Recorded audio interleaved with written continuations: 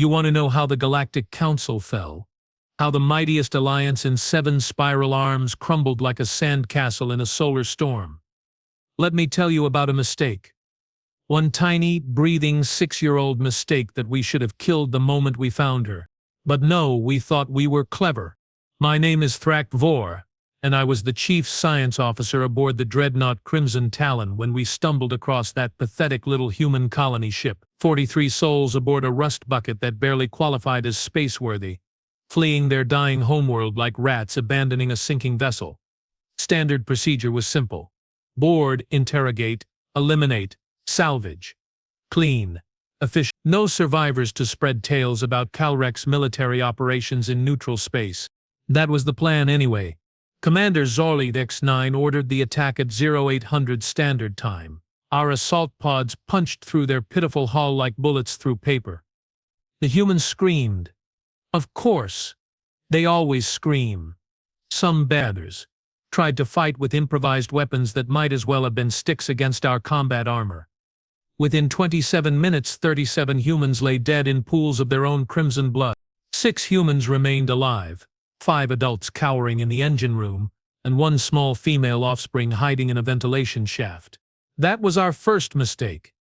We should have killed them all. The adults broke quickly under interrogation. Typical human weakness. They babbled about their destination, their cargo, their pathetic hopes for a new life among the outer colonies. Commander Zoltex 9 grew bored with their pleading and ordered their immediate execution. Standard procedure, nothing unusual. But then Dr. Kelros Prime, our xenobiology specialist, made an observation that changed everything. The offspring, he said, his 4 yellow eyes gleaming with scientific curiosity. She's remarkably calm for a juvenile human. Most collapse into hysteria when witnessing violence against their parent figures. I remember looking at her then. Small, fragile, maybe 3.5 feet tall with stringy brown hair and those peculiar blue human eyes. She sat in the corner of the cargo bay, knees drawn to her chest, watching us with an intensity that made my scales itch. Not crying, not screaming, just watching. So, Zoltex 9 rumbled, his massive frame casting shadows across the blood-stained deck plates. It's defective. We dispose of it with the others. Wait. Kelros Prime raised a clawed hand. Consider the research potential. A human juvenile, raised in controlled conditions, studied from childhood to maturity. We could learn their weaknesses, their psychology, their breaking points. Such knowledge would be invaluable for future human conflicts. The commander's mandibles clicked thoughtfully. The Calrecs had been at war with various human colonies for 3 centuries, but humans were unpredictable. They fought when they should surrender. They survived when they should die. They won battles they had no right to win. Understanding them could be the key to finally crushing them completely. The Council would approve such research, I added, seeing opportunity. Live specimens are rare. This could advance our understanding significantly. That was our second mistake.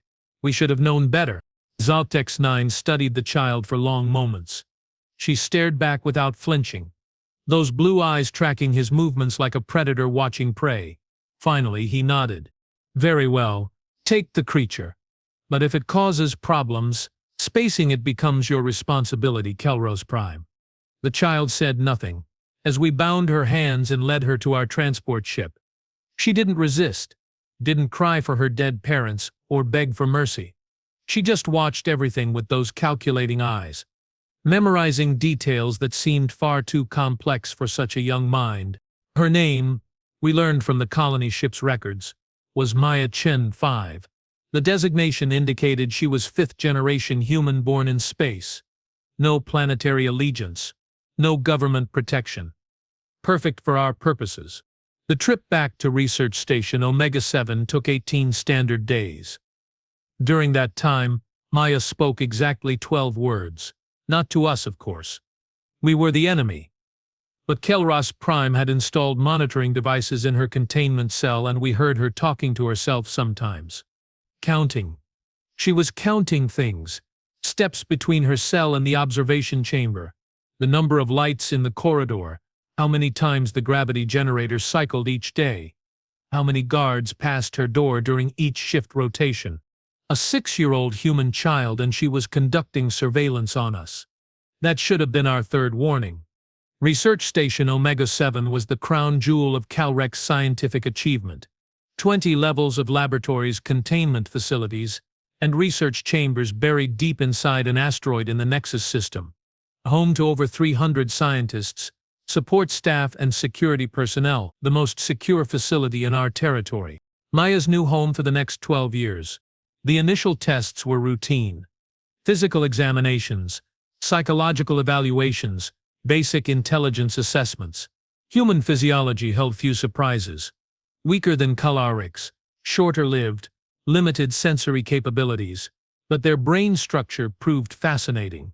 Neural pathways that seemed almost chaotic compared to our ordered thought patterns, yet somehow producing remarkable adaptability. Dr. Kelros Prime was delighted. He designed comprehensive study protocols, measuring everything from reaction times to problem-solving abilities. Maya cooperated with most tests, though she rarely spoke unless directly questioned. The first sign of trouble came 3 months after her arrival. Maya had been assigned to Cell Block 7, Level 12. Standard juvenile containment. Force field barriers, automated feeding systems, educational modules to prevent mental deterioration. She was supposed to be isolated, controlled, observed. Instead, she had somehow made contact with other test subjects. We discovered this when Keeper Nex-4 reported unusual behavior among the Andromedan prisoners. They had been randomly aggressive since capture, attacking guards and each other without provocation, typical for their species. But suddenly they were calm, organized, almost disciplined. Investigation revealed that Maya had learned to communicate by tapping on the cell walls. Morse code, the humans called it. An ancient communication system that she had somehow taught herself from archived educational files. She was using it to coordinate with prisoners 3 cells away. But that wasn't the disturbing part. The disturbing part was what she was teaching them. Guard rotation schedules, weak points in the station's security grid, the location of weapons storage, emergency protocols, information that a 6-year-old child should never have been able to gather, much less comprehend. Kelros Prime decided to move her to solitary containment on Level 18, maximum security. No contact with other prisoners, no access to educational materials beyond basic nutrition and health maintenance. Maya's response was immediate and terrifying. She stopped cooperating entirely. Oh, she didn't resist physically. Humans that young lacked the strength to threaten Calric adults. But she began displaying behaviors that made even our most experienced xenopsychologists nervous. She would stare at researchers for hours without blinking, track their movements with predatory precision, smile when they made mistakes or showed fear, and she kept counting. Always counting. Dr. Vossait, our head behavioral specialist, reported disturbing findings after 6 months of observation. Maya's intelligence scores were increasing at an impossible rate. Not just learning, but adapting, evolving, finding solutions to problems that should have been beyond her comprehension. It's as if isolation is making her stronger, Vossait confided to me during one of our weekly briefings. Most prisoners break under solitary confinement, humans especially, but this one thrives. She's learning our language by listening to guard conversations, memorizing our schedules, studying us like we are the test subjects. I laughed at the time. What threat could one small human child pose to an entire research station? Our 4th mistake. We should have been afraid. The escape attempt came on Maya's 7th birthday. Not that we knew it was her birthday. Humans placed peculiar significance on the anniversary of their birth, but we saw no reason to acknowledge such primitive sentimentality. Maya, however, had been planning.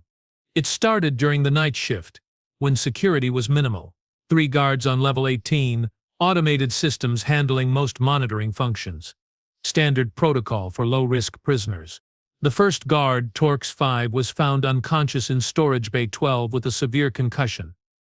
The second, Pluth 9, had been strangled with improvised wire made from unraveled clothing fibers. The third guard, Kes 2, was discovered hanging from the ceiling, his own weapon turned against him. A 7-year-old human child had killed 2 Calrex warriors and disabled a third using nothing but cunning and improvised tools. But that wasn't the end of it. Maya had accessed the security systems using Torx 5's authorization codes. She had studied our guard rotations so thoroughly that she knew exactly when and where to strike. She had freed 17 other prisoners from adjacent cell blocks, armed them with stolen weapons, and organized them into a coordinated assault team. By the time general alarm sounded, they had seized Control Room 7 and were fighting their way toward the hangar bays. Commander Zeth Prime called in 2 full security battalions to contain the situation. 80 trained Calrex soldiers against 18 prisoners, led by a human child who shouldn't have posed any threat whatsoever. The battle lasted 6 hours. When it ended, 42 Calrex lay dead. The station's security grid was completely compromised. 3 research levels had been evacuated, and Maya herself had come within 30 meters of reaching a functional escape pod before being recaptured. We found her in Corridor 15, surrounded by the bodies of 11 security guards, covered in purple Calrex blood and grinning like a feral predator. That should have been the end. Any rational commander would have ordered her immediate execution. But Dr. Kelras Prime convinced the station director that Maya's abilities made her too valuable to destroy. Her tactical thinking, leadership capabilities, and ruthless efficiency could provide crucial insights into human military psychology. So instead of killing her, we made our 5th and final mistake. We decided to break her. The new containment protocols were designed by our most experienced interrogation specialist. Complete sensory isolation, irregular feeding schedules, temperature fluctuations, sleep deprivation, psychological torture techniques that had broken the strongest enemy commanders. Maya endured it all without breaking. Worse, she seemed to be learning from it, studying our methods, understanding our psychology. After each session, the interrogators reported feeling disturbed, as if they were the ones being analyzed. Dr. Renth 6, our chief interrogator, resigned after 3 months of working with Maya. He claimed she had somehow turned the sessions around, making him question his own methods and motivations. His replacement, Kel Prime, lasted 2 weeks before requesting transfer to another facility. By Maya's 8th birthday, we had gone through 7 different interrogation specialists, each one leaving disturbed, confused, and convinced that the human child understood them better than they understood themselves. The final straw came when Maya was 9 years old. Dr. Kelros Prime had designed what he called the ultimate test, a complex tactical simulation using holographic projections. Maya would be placed in command of a virtual human military unit and faced with impossible odds against simulated Calrex forces. The test was designed to demonstrate human limitations under extreme pressure. Maya took one look at the scenario and laughed. Actually laughed. The first time we had heard such a sound from her in 3 years. Then she proceeded to annihilate every Calrex unit in the simulation using tactics that our own military colleges had never conceived. She exploited weaknesses in Calrex psychology that we didn't even know existed. She turned our own strategic doctrines against us with surgical precision. The simulation was supposed to last 6 hours. Maya completed it in 47 minutes with 0 friendly casualties. Dr. Kelros Prime stared at the results in stunned silence. Then he looked at Maya, who was watching him with those same calculating blue eyes she'd had as a 6-year-old child, and he realized what we all should have understood years earlier. We weren't studying her. She was studying us. Every test, every interrogation, every moment of captivity had been a learning experience for Maya. She had been gathering intelligence, analyzing our weaknesses, understanding our military capabilities and limitations. She knew our language, our technology, our psychology better than most Calrex soldiers. And now she was old enough, strong enough, and smart enough to use that knowledge against us. That night, as I lay in my quarters reviewing the simulation data, I made a decision that would haunt me for the rest of my life. I activated my personal communication array and sent an encrypted message to Calrex High Command. The message was simple: execute the human child immediately. She has become too dangerous to contain. But messages to High Command took 72 hours to reach their destination and return with authorization. In military operations, timing is everything. 72 hours was exactly 68 hours too long. Because at 0347 the following morning, Station sensors detected massive energy signatures approaching from the edge of the system. Long-range scanners identified the contacts as human warships, 12 heavy cruisers, 36 destroyers, and 2 massive dreadnoughts that matched nothing in our intelligence databases. The largest human military force ever assembled was heading directly toward Research Station Omega-7. Commander Zeth Prime immediately ordered all available defenses online and transmitted distress signals to the nearest Calrex fleet bases. But our defensive capabilities were designed to repel raiders and pirates, not a full military assault. We had 20 defensive platforms, 40 automated weapon systems, and a garrison of 300 personnel, against a human fleet that could reduce our entire station to molten slag in less than 10 minutes. The human commander, Admiral Sarah Mitchell, transmitted a simple message on all frequencies: "Return our child and we will consider granting you quick deaths." That was when I realized the magnitude of our mistake. Maya wasn't just any human child. She was the daughter of someone important enough to mobilize the entire human colonial fleet. Someone powerful enough to coordinate a rescue operation across thousands of light years. Someone who cared enough to start a war for one small girl. But it was already too late for regrets. Because as I watched those human warships closing on our position, I heard something that made my blood freeze in my veins. Laughter coming from Maya's cell on level 18. She had been counting, all right. Not just guard rotations or security protocols. She had been counting the days until her rescue arrived. And now, as alarm klaxons wailed throughout the station and Calrex personnel scrambled to battle positions, I understood the truth that would destroy everything we thought we knew about humanity. Maya hadn't been our prisoner for 3 years. We had been hers. You know what the most terrifying sound in the universe is? It's not the scream of dying warriors or the roar of plasma cannons tearing through hull plating. It's the sound of a 9-year-old human child laughing while your entire world burns around you. Maya's laughter echoed through the station's communication systems, as those human warships dropped out of hyperspace. Somehow she had accessed our internal networks from her supposedly secure containment cell. Somehow a child we thought was broken and defeated had been orchestrating this entire scenario. Commander Zeth Prime's voice crackled over the intercom, trying to maintain military discipline while panic spread through every level of Research Station Omega-7. All hands to battle stations. Activate defensive grids. Prepare for immediate combat operations. I was running toward the command center when the first human missiles struck our outer defensive ring. The station shuddered like a wounded beast, and emergency lighting bathed the corridors in hellish red illumination. Through the viewport windows I could see the human fleet spreading into attack formation with precision that made our own military academies look like amateur training exercises. 12 heavy cruisers moving in perfect coordination. 36 destroyers providing cover fire while maintaining surgical strike capabilities. And those 2 massive dreadnoughts hanging back like ancient gods of war, their weapon arrays charging with enough firepower to crack a moon. But it was the smaller ships that made my scales crawl with fear. Fast attack craft, dozens of them, swarming around the main fleet like angry hornets, each one piloted by humans who flew with a reckless abandon that bordered on suicidal insanity.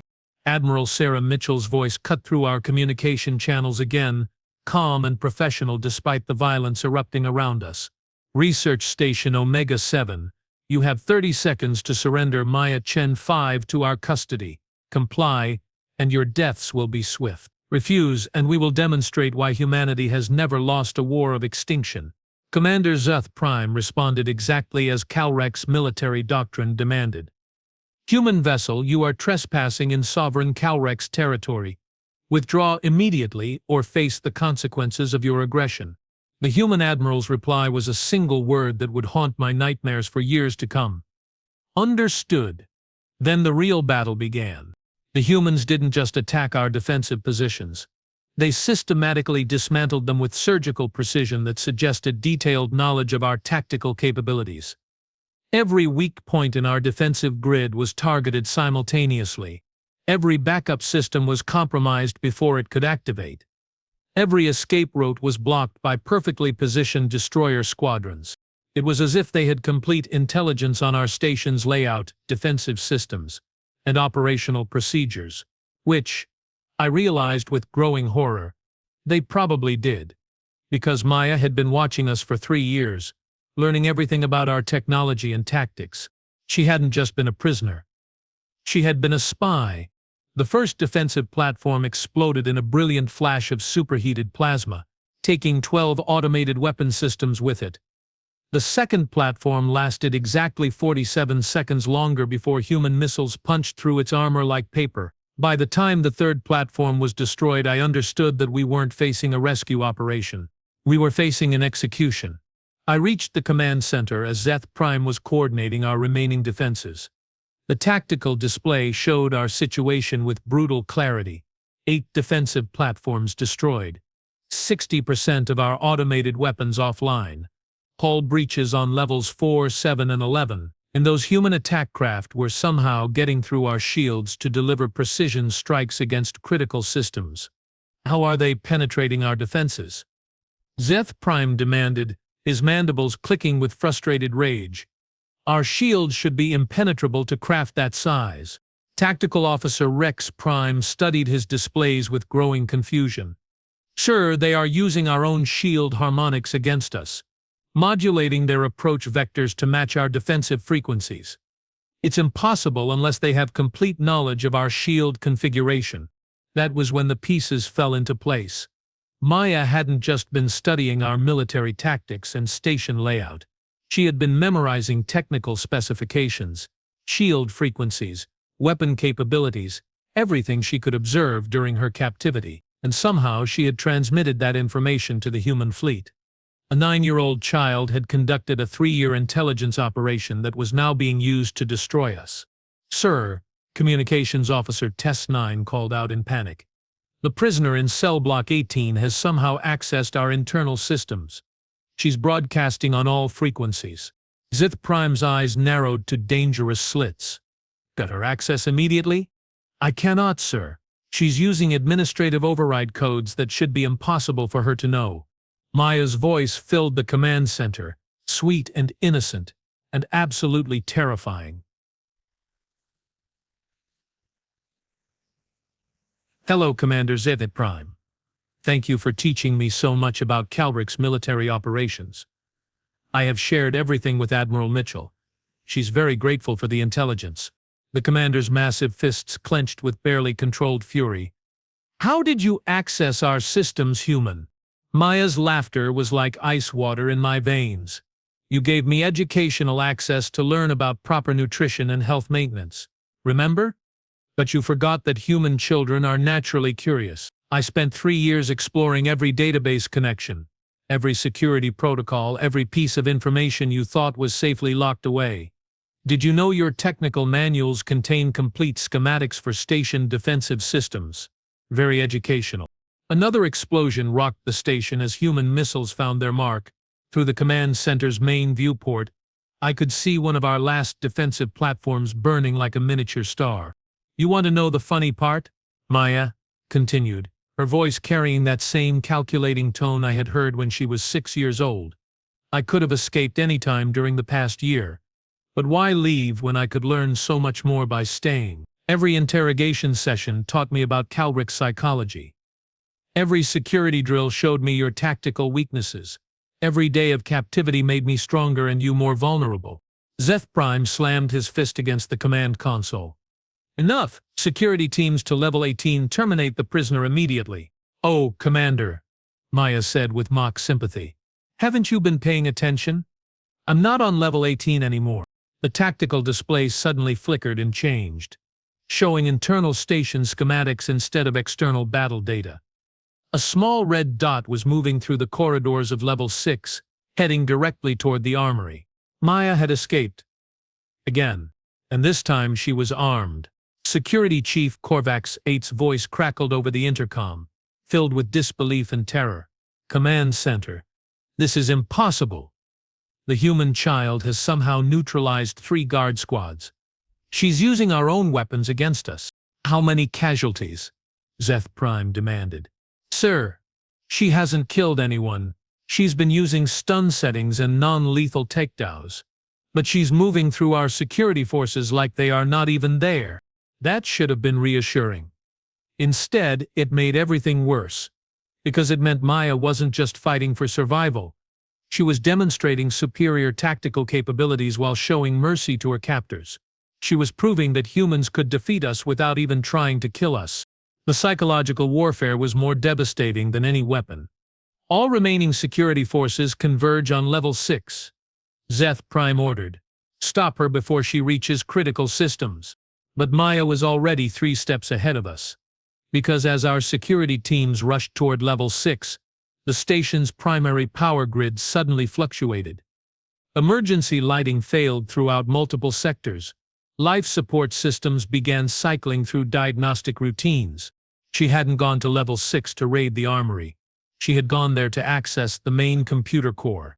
System intrusion detected on all levels. Computer specialist Neth 7 reported with growing panic. The human has administrative access to primary systems. She's downloading everything. Personnel files, research data, military protocols, classified intelligence reports. Sir, she's copying our entire database. Through the chaos, Maya's voice remained calm and cheerful. Admiral Mitchell, this is Agent Maya. Package retrieval is complete. Initiating delivery protocols now. Agent Maya. Not prisoner or captive or victim, but agent. The humans had sent their own operative disguised as a helpless child to infiltrate our most secure research facility, and we had welcomed her aboard, studied her, learned from her, while she systematically gathered intelligence that would cripple our entire military structure. The scope of our deception was staggering. But the worst was yet to come. Because as human attack craft began docking with our station and armored soldiers poured through our compromised airlocks, I realized that Maya's mission hadn't been just intelligence gathering. She had been preparing the battlefield. Internal sensors showed human forces moving through the station with impossible precision. They knew exactly where to go, which systems to target, how to neutralize our defenses with minimal resistance. They moved like they had been studying our layout for years, which, thanks to Maya, they had. But more than that, they were coordinating with someone inside the station. Someone who had access to our internal communication systems, our security protocols, our personnel locations. Maya wasn't just feeding them intelligence. She was commanding their assault. A 9-year-old human child was directing a military operation against the most secure facility in Calrec space, and she was winning. The first human soldiers reached the command center 18 minutes after the initial attack began. They moved with mechanical precision, their armor displaying tactical information that could only have come from our own computer systems. Each soldier knew exactly where our personnel were positioned, which weapons they carried, even their psychological profiles. Commander Zeth Prime drew his sidearm and prepared for a final stand. Around him, the surviving command staff took defensive positions behind overturned consoles and emergency barricades. We had trained for enemy boarding actions, but never against opponents who knew our every move before we made them. The human soldiers entered the command center without firing a shot. They didn't need to. Because Maya walked in behind them, no longer wearing prisoner clothing but a miniature version of human military armor. On her collar, she wore the insignia of a lieutenant in the Human Colonial Intelligence Division. She had been a commissioned officer this entire time. "Hello, Commander Zeth Prime," she said with that same calculating smile I remembered from her first day aboard our ship. "Thank you for the excellent education in Calrec's military operations. My superiors will be very pleased with the intelligence I have gathered." Zeth Prime's weapon trembled in his massive hands. "You were supposed to be a helpless child," Maya laughed, and the sound made my blood freeze. "I was never helpless, Commander. I was patient. There's a difference." She gestured to the human soldiers surrounding us. "Meet Strike Team 7. They have been waiting in hyperspace for my signal for the past 6 months. Every piece of intelligence I gathered, every weakness I identified, every tactical advantage I discovered has been transmitted to Admiral Mitchell's fleet. The implications hit me like a plasma bolt to the chest.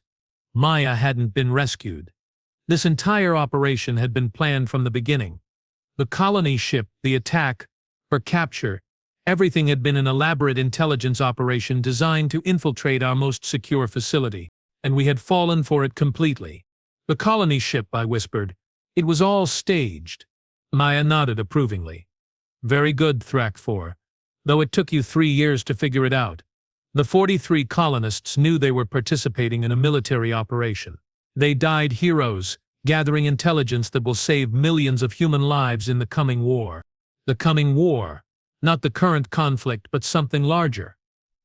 Something that this entire operation had been preparing for. What war? Zeth Prime demanded.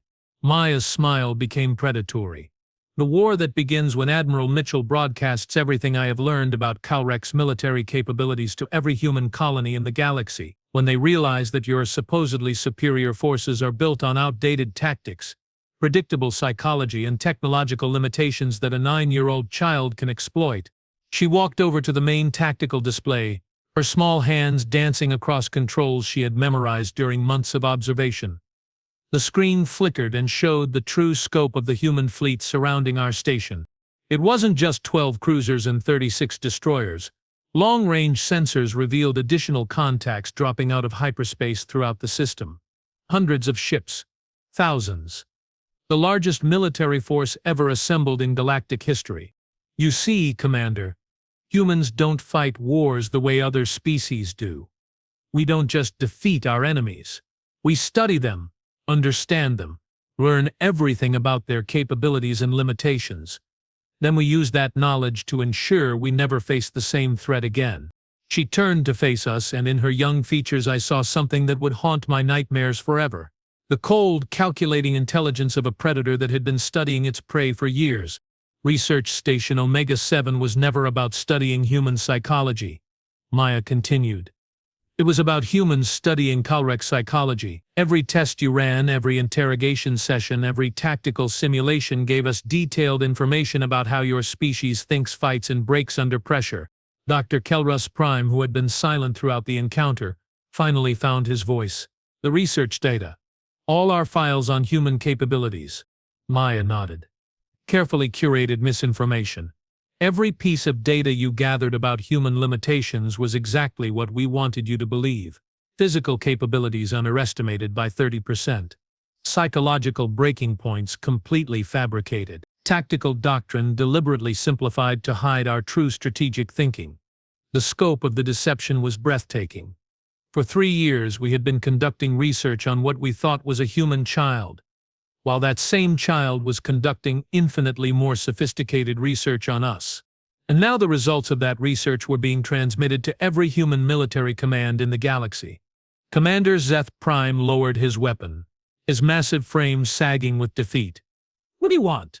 Maya's expression softened slightly, showing just a hint of the child she appeared to be. Honestly, I want to go home. I have been away from my family for 3 years, pretending to be your prisoner while gathering intelligence that will prevent a galactic war. She gestured to the tactical display showing the human fleet.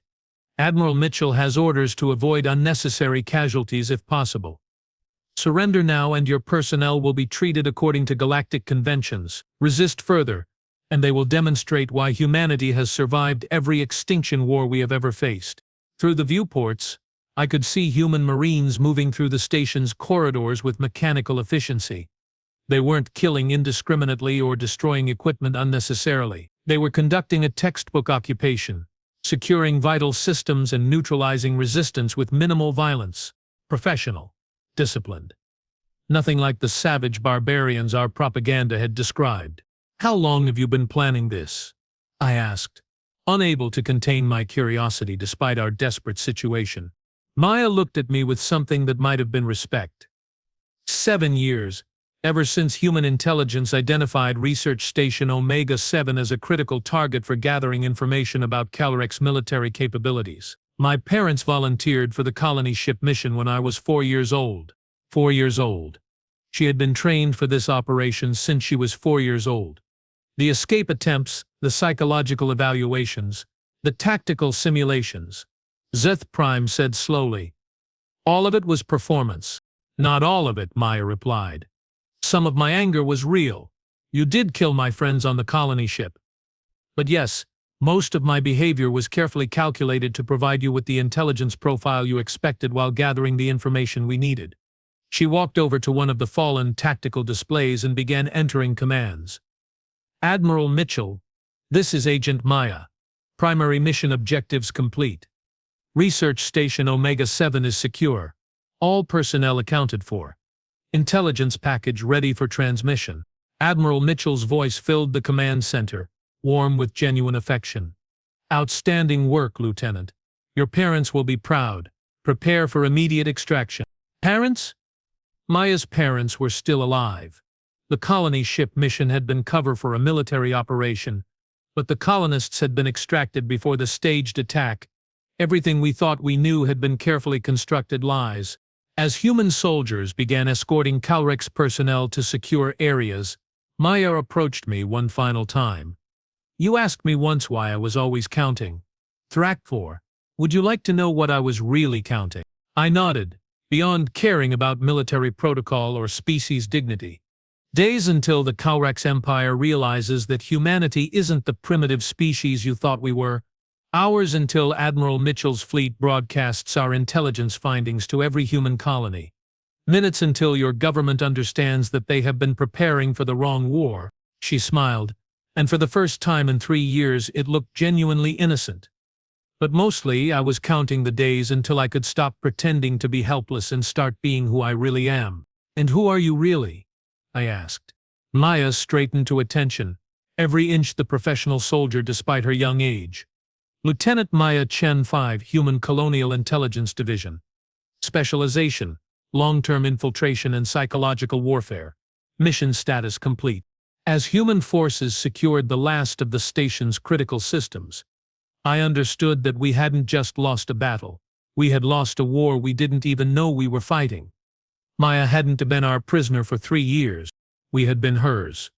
And now every secret we thought we possessed, every tactical advantage we believed we maintained, every weakness we tried to hide was being transmitted to a human military force that had been preparing for this moment since before Maya could walk.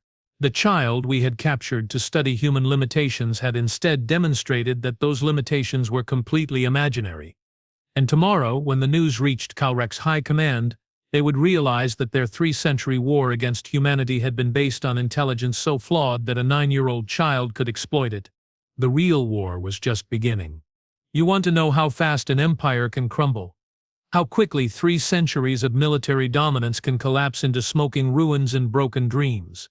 Let me tell you about the 47 hours that changed the galaxy forever.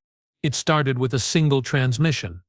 At 0947 Standard Galactic Time, Admiral Sarah Mitchell's flagship began broadcasting on every communication frequency known to sentient species. The signal carried a simple message: complete intelligence files on Calrex military capabilities, tactical doctrines, psychological profiles, and technological limitations. Everything Maya had gathered during her 3-year infiltration mission.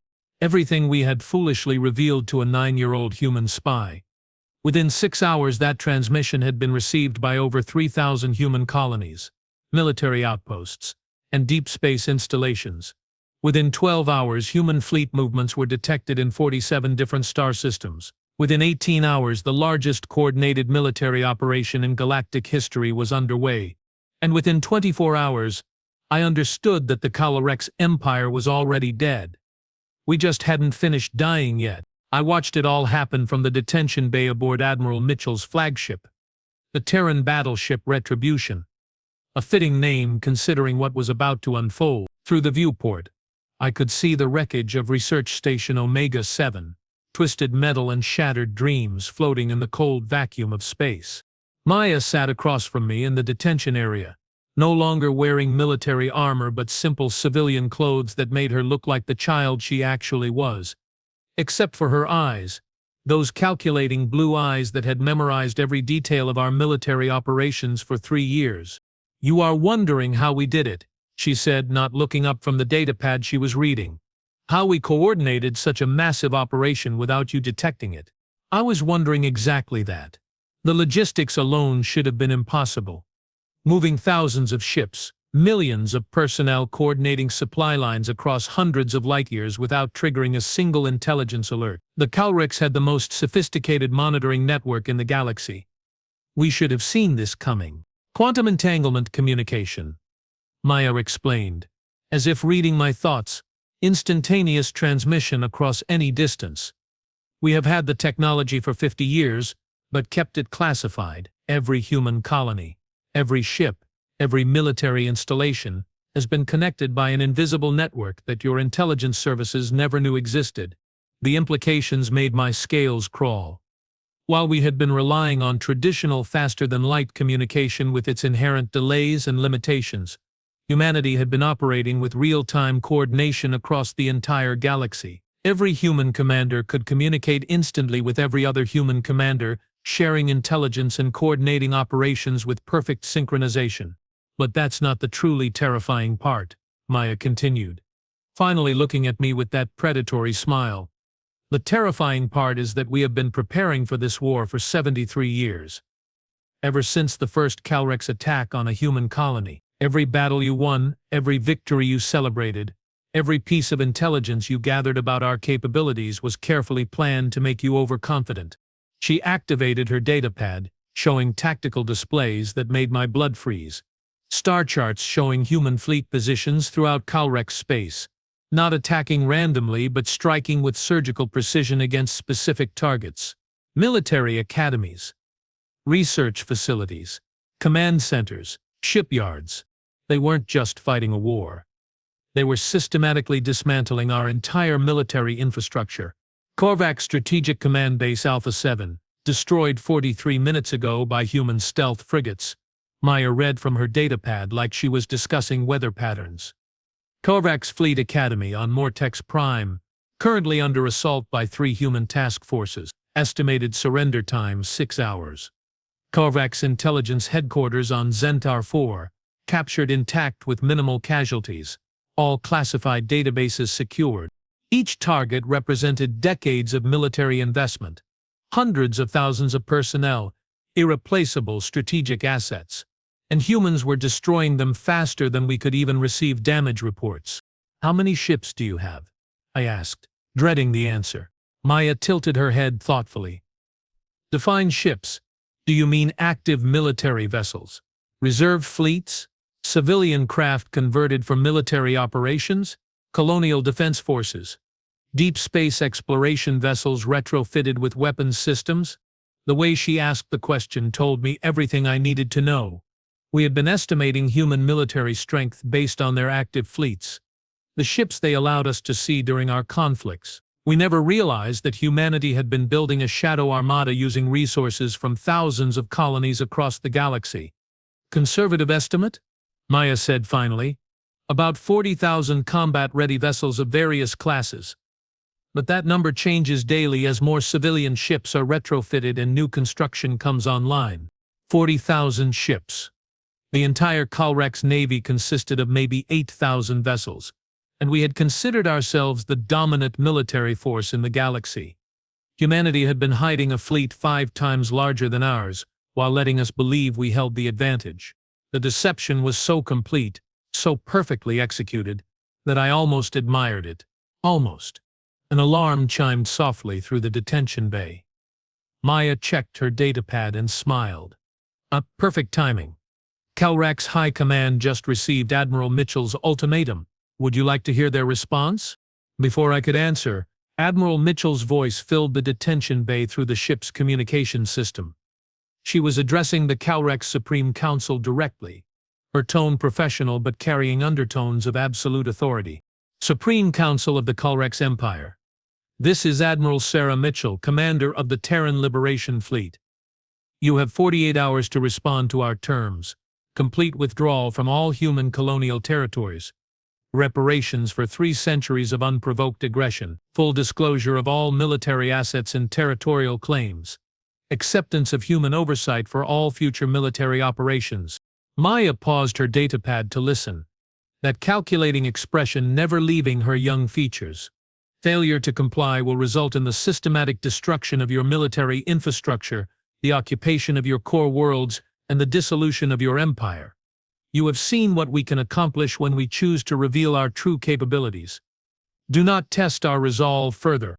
The transmission ended, leaving silence that felt heavier than a neutron star. 48 hours, Maya said quietly. "They will reject the terms, of course. Calrec's pride won't allow them to surrender to a species they consider inferior, which means tomorrow you will get to see what humans can really do when we stop playing defensive. She was right, naturally. The Galac's response came 18 hours later. A declaration of total war against humanity and a call for all allied species to join the fight against what they termed the human menace. Supreme Commander Vorth Prime himself delivered the message, his massive frame radiating defiance and absolute certainty in Calrec's superiority. The Calrec's Empire does not negotiate with inferior species, he declared. Humanity will be crushed as they should have been centuries ago. We will burn every human world to ash and salt their colonies with the bones of their dead. Maya listened to the entire declaration with that same calculating smile, occasionally making notes on her datapad. When it ended, she looked at me with something that might have been pity. 47 hours, she said simply. Until what? I asked, though I suspected I didn't want to know the answer. Until your empire ceases to exist. The real war began at 0600 Standard Galactic Time the following morning. Not the skirmishes and border conflicts that had defined 3 centuries of human Galac's hostilities, but total warfare conducted with precision that redefined military science. Human fleets materialized throughout Calrec's space simultaneously, using faster-than-light technologies that seemed to ignore conventional physics. They didn't just attack our military targets, they struck everywhere at once, coordinating thousands of separate operations with split-second timing. I watched it unfold through the Retribution's tactical displays, Maya providing commentary like a professor, lecturing students about military history. Calrec's Sector Fleet 7. Surrounded and outgunned 15-1. Their commander is requesting permission to surrender, but High Command is ordering them to fight to the death. Maya shook her head sadly. Calrec's military doctrine prioritizes honor over survival, very predictable, very exploitable. The tactical display showed Sector Fleet 7's desperate last stand against overwhelming human forces. 12 Calrec's heavy cruisers against nearly 200 human vessels. The outcome was predetermined, but the Calrec's fought anyway, dying gloriously and uselessly while human forces prepared to move on to their next target. Calrec's industrial complex on Hegemony Prime, currently being occupied by human marine forces. Estimated casualties minimal. Humans are using non-lethal suppression techniques while securing critical manufacturing facilities. Maya made another note on her datapad. Standard human doctrine, capture infrastructure intact whenever possible. Dead enemies can't surrender and destroyed facilities can't be repurposed. That was the pattern repeating throughout Calrec's space. Humans weren't just winning battles. They were conducting a systematic conquest designed to cripple our military capabilities while preserving as much infrastructure as possible. They were planning for the aftermath, preparing to administer conquered territories rather than simply destroying them. It was the approach of a species that had been thinking about this war for decades, not just fighting it. How long have you been planning this? I asked Maya during a brief lull in the reports. The initial strategic framework was developed 73 years ago, she replied without looking up from her datapad. But the detailed operational plans have been refined continuously based on intelligence gathered from encounters like ours. Every battle you won taught us something about your capabilities.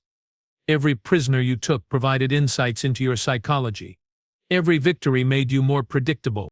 She finally looked at me and I saw something in her expression that was far too old for her years. Humans don't fight wars to win battles, Thrak the Boar. We fight wars to ensure we never have to fight them again. This isn't about defeating the Calrec's empire. This is about ending the threat you represent to human survival permanently. The scope of human strategic thinking was staggering. While we had been focused on immediate military objectives, humanity had been orchestrating a campaign designed to reshape the entire galactic political structure. They weren't just fighting for territory or resources, they were fighting for permanent security. Reports continued streaming in throughout the day. Calrec's core fleet destroyed while attempting to defend the homeworld. Calrec's strategic command captured during a coordinated assault by human special forces. Calrec's military academy surrendered after being surrounded by overwhelming force. Each report represented the destruction of institutions that had taken centuries to build. The Calrex Empire was being systematically dismantled by an enemy that understood our weaknesses better than we understood ourselves. But the final blow came at 30:47 hours, 41 hours after the ultimatum expired.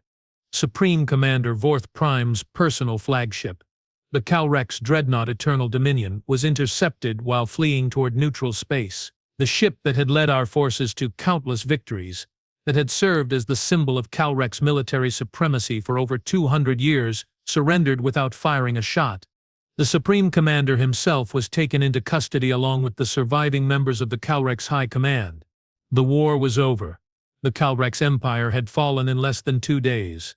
Maya received the news with quiet satisfaction, making final notes on her datapad before setting it aside.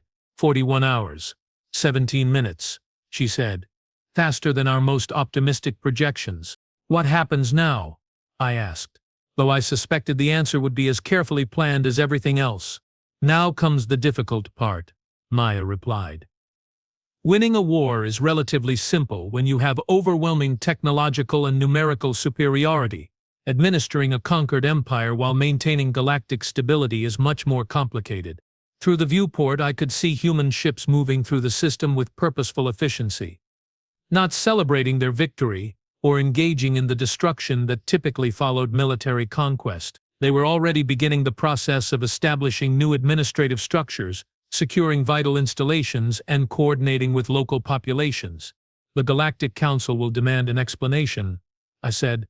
Other species won't accept human dominance without resistance.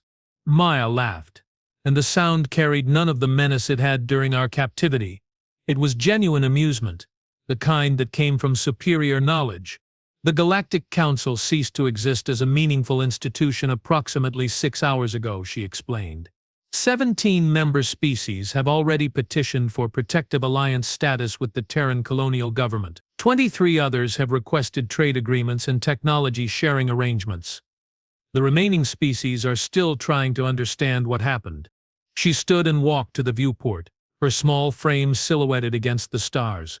You see, Thrak 4, the Galactic Council was built on the assumption that the Calrex Empire was the dominant military force in the galaxy. When that assumption proved false, the entire political structure became obsolete overnight. The implications were staggering. Humanity hadn't just defeated the Calrex Empire. They had fundamentally altered the balance of power throughout known space. Every treaty, every alliance, every political arrangement had been based on Calrex military supremacy. With that supremacy shattered, the entire galactic order needed to be rebuilt. And humanity was the only species with the resources and organization necessary to manage that process. The colony ship, I said suddenly, pieces finally falling into place. The one where we captured you, it wasn't fleeing a dying world, was it? Maya turned from the viewport, that calculating smile returning to her features. Earth is thriving, actually. Over 12 billion inhabitants, the most advanced industrial base in the galaxy, and the political center of a colonial empire spanning nearly 8,000 worlds. The colony ship was an intelligence-gathering platform, designed to make contact with Calrex forces under circumstances that would allow for long-term infiltration. Everything had been planned. Everything had been orchestrated. From the moment our sensors had detected that supposedly desperate colony ship, we had been dancing to a tune composed by human strategic planners. Your parents, I said, the colonists who died, they knew what they were signing up for. Maya's expression softened slightly, showing genuine emotion for the first time since her rescue. They volunteered for a mission they knew was effectively suicide. 43 humans gave their lives to ensure that I could gather the intelligence necessary to prevent a galactic war that would have killed billions. She walked back to her seat, suddenly looking very young and very tired. They died heroes, Thrak 4, every one of them, and their sacrifice made it possible for humanity to end this conflict with minimal casualties on all sides. I thought about the battles I had witnessed, the speed and precision of human operations, the emphasis on capturing rather than destroying infrastructure, minimal casualties. Even while conducting total warfare against their enemies, humans had been trying to minimize loss of life. It was a level of strategic sophistication that redefined what it meant to be a military power. What happens to the Calrex now? I asked. Maya considered the question carefully. That depends on how quickly your people can adapt to new circumstances. Humanity has no interest in ruling the galaxy directly. We want stable, peaceful neighbors who won't threaten our colonies or interfere with our trade. If the Calrex can accept a reduced role in galactic affairs, there's no reason we can't coexist. She pulled out her datapad again, showing me files I hadn't seen before. Admiral Mitchell has been authorized to offer reconstruction assistance, technology sharing agreements, and educational exchange programs. Humans would rather have the Calrex as allies than as conquered subjects. The generosity was almost insulting. After demonstrating that they could destroy us completely, humans were offering to help rebuild what they had just finished dismantling. It was psychological warfare of the most sophisticated kind, designed to make resistance seem not just futile but illogical. "And if we refuse?" I asked. Maya's smile became sharp again. "Then you will have a very short time to reconsider your position. Humans are patient, but we are also pragmatic. Threats to our survival are eliminated efficiently and permanently." A soft chime indicated that Admiral Mitchell was requesting permission to enter the detention bay. Maya granted access, and the human commander entered with her usual professional bearing. She was tall for a human, with gray hair and eyes that carried the same calculating intelligence I had learned to recognize in Maya. "Lieutenant Chen," Admiral Mitchell said formally, "your mission debrief is scheduled for 1600 hours. Are you prepared to provide your final report?" Maya stood at attention, every inch the professional soldier despite her young age. "Yes, ma'am. All primary objectives completed successfully. Intelligence package delivered on schedule. Calrex military capabilities assessed and transmitted to all relevant commands. Recommendation for post-conflict administration protocols attached." Admiral Mitchell nodded approvingly. "Outstanding work, Lieutenant. Your parents will be proud when they receive your mission report." Maya's professional composure cracked slightly, showing the child underneath the soldier. "Will I be able to see them soon?" "Transport to Earth has been arranged for tomorrow morning. You will be home in time for your 10th birthday. 10th birthday, Maya would be 10 years old in a few days. She had spent 3 years of her childhood conducting one of the most sophisticated intelligence operations in galactic history, and she was still just a child who wanted to see her parents. The humanity in that moment was more devastating than all the military might I had witnessed. After Admiral Mitchell left, Maya sat quietly for several minutes, staring out at the stars.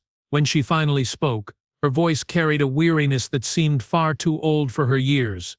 "Do you know what the hardest part was, Thrakvor? Not the isolation, or the interrogations, or pretending to be helpless. It was remembering that you weren't really my enemies. You were just people doing what you thought was right for your species." She turned to look at me one final time. "Humans understand that every species fights for survival. We don't hate the Calrex for trying to expand your territory or eliminate threats to your empire. We just can't allow you to threaten our families." That was when I finally understood the true nature of humanity's victory. They hadn't defeated us through superior technology or overwhelming force.